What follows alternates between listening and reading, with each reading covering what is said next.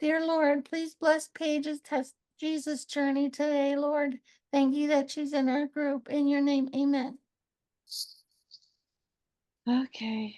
Um, well, I guess I could start when I was in college. It's like I really um wasn't involved in much of a group or anything like that. Sometimes I would be involved in a Christian group or sometimes not, wasn't the whole sorority thing. But I really felt like that it was after college that I felt like life kind of like got more lonely because you start like trying to you're trying to find like a job that pays well, and then you work deadbeat jobs for a bit until you finally get something. And so it's like I kind of like used to struggle with a lot of I still do, but it's like I wasn't on anything back then antidepressant wise, and I used to struggle a lot with depression. I had anxiety the first time really bad at 19, and it went away, and then it came back when I was 30. That's when I went on antidepressants full time, because there's, you know how that is. There's nothing worse than not having peace of mind. Um, I've never um, in college I took a religious studies class, and it's like it hadn't brought on some doubts because it's the state school is a more liberal school, so they're not going to come at it at a Christian standpoint. But I never have left my faith, and I've been at the same church since 1985. And but I found out like I wound up was too broke to live on my own, so I like wound up really living with my parents until I got married. Um, and I did eventually started working for the local newspaper in advertising and the marketing. I was there for 8 years and went through like a massive layoff thing, but God closes one door and opens another, because it's like then my husband and I met at church, and then we started dating, and we got married in October of '06. Um, I guess like the biggest thing is struggled with with the anxiety and depression comes on with self-doubt and low self-esteem. I've always struggled with that due to the fact I was so shy as a child growing up. And so not I was still pretty shy, as not as bad as a child, but as an adult I still was. I'm not shy like that like I used to be, but like I can never like get like you know, I did like ballet, for example, growing up, but I was out with we do recitals and be out with other girls, but like I could never like if I could sing, I could never like do what you do, try get out in front of all these people and and that kind of like having like all these eyes drawn on you makes me like want to run and hide. It's like so I've always been kind of like idea of public speaking or something like that always was a something that I would freak me out. But anyway, with my faith walk, I do believe that um, I I always like learn that you can't base it solely on feelings. That just because you don't always feel God's presence doesn't mean He's not there. I don't think I heard somebody talking on that same line. But there has been some times where He has communicated. Like there was, I was thinking about back in, I don't know, I think it was back in 2000. Um, my church, due to the young pastor that was hired, he was, maybe a couple of years older than me. He came to pastor our church, and I didn't saw a sample of his sermon, and I wasn't too impressed with him. But my dad said that the elders, everybody thought he seemed okay. Well, it turned out when he got in there, he totally tore the church apart. He literally, like, took he ran people off that had been going to that church since it started in the 1950s.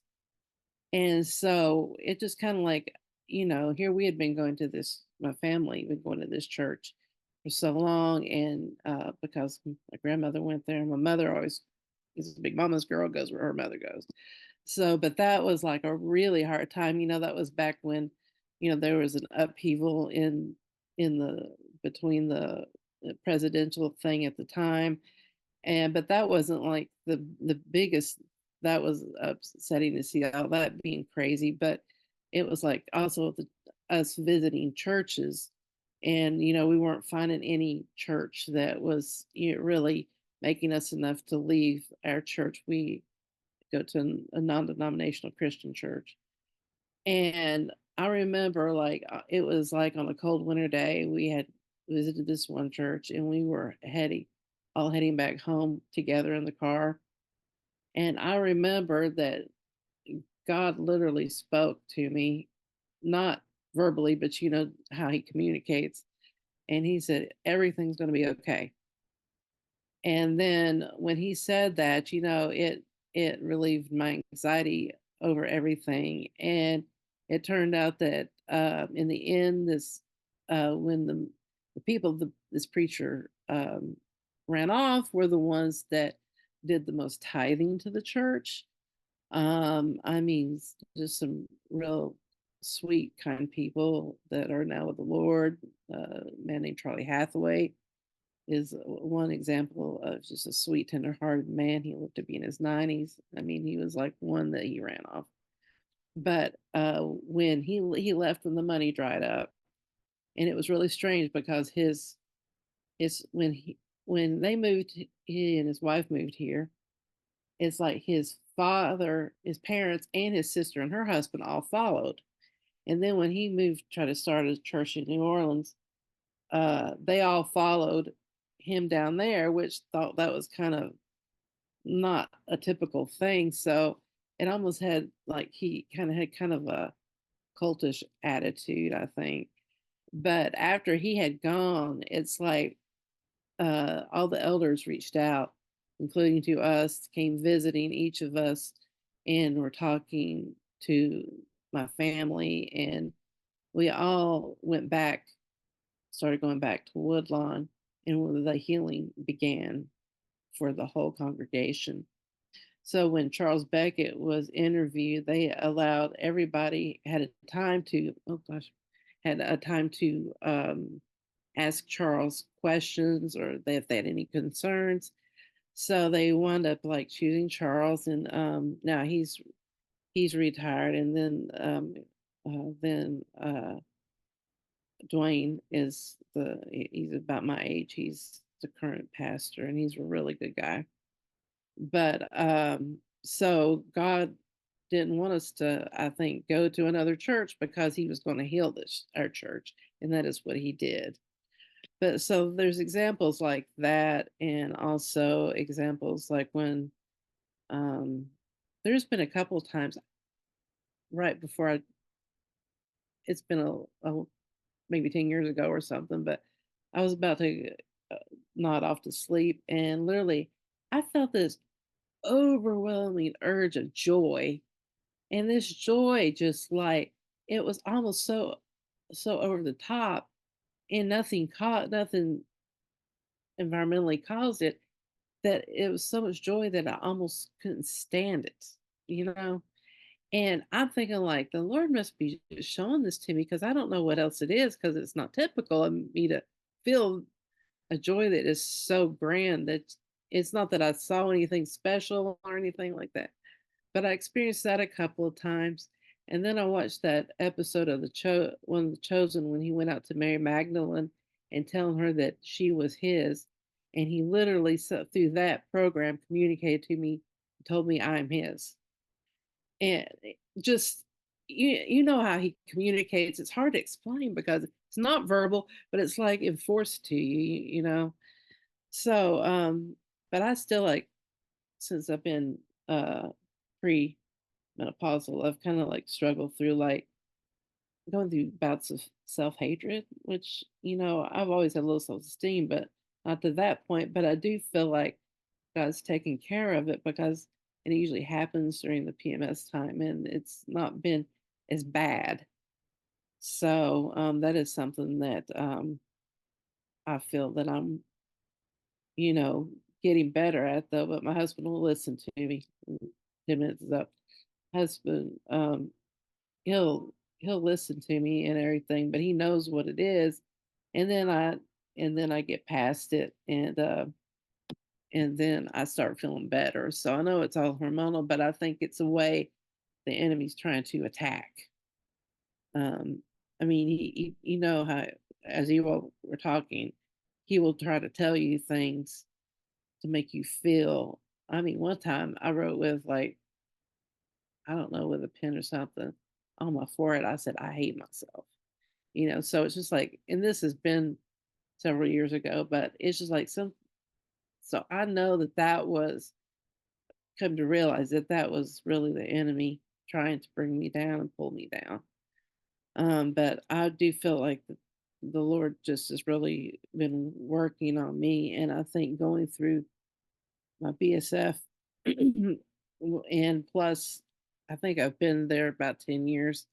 And then plus, and then now with you all as well, I feel like that I'm getting strength and spiritually fed in numbers. So that's, I guess, kind of how I'm at. I mean, I do have like I still have a slight fear of death, and I was just like in that kind of thing, which I know shouldn't be, but it's not as bad as when I was younger, though. But I hopefully, like, the Lord will continue soothing my heart, that convict me that it's nothing to be feared of. And I like to be able to be, like you said, be excited about dying instead of, thinking like it's, a scary thing. So I guess that's kind of like where I'm at right now. But there's things I think to myself like I need to improve on this. It's just a constant. I feel like a constant working job. Um, so I guess that's probably the biggest thing with my life is experiencing, just going through ups and downs with self-esteem and that kind of thing, and depression and handling all that stuff. And talking with you all, I find out that all of you all have experienced a lot of this stuff. And it's just like, that makes you feel like you're not alone in the world when you're going through this, because you don't always run across people who will tell you everything, like that's going on with their life, or um, so yeah, I think that I feel like God's definitely been pulling me in these directions, and I feel like these Bible studies are really gaining me strength. So, and in the spiritual feeding.